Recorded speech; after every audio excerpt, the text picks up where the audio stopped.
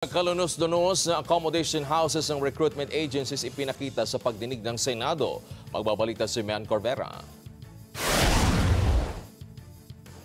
Ibinunyag ni Senador Raffy Tulfo ang kalunos-lunos na kondisyon ng mga shelter ng mga recruitment agencies para sa nire-recruit ng mga manggagawang Pinoy. Sa pagdinig ng Senate Committee on Migrant Workers, ipinakita ng Senador ang litrato ng mga accommodation houses na sorpresa niyang ininspeksyon.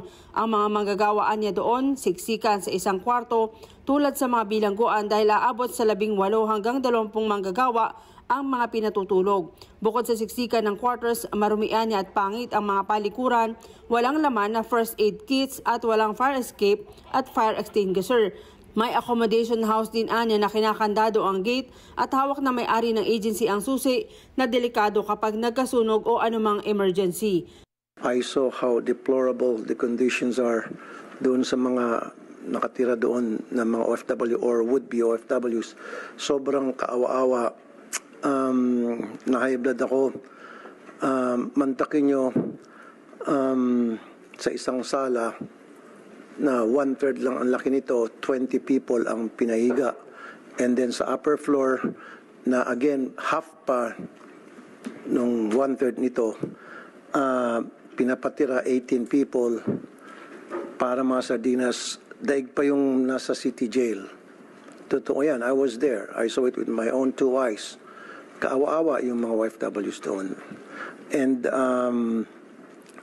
ang masaklap pa, every single night kinakandado yung gate. Ayon sa Department of Migrant Workers, 6 lang ang rehistradong accommodation facilities para sa mga aplikante na maging OFW at natanggal na sa listahan ang 27 dahil sa mga paglabag sa mga safety standards. Magsasagawa raw sila ng panibagong inspeksyon sa mga accommodation houses.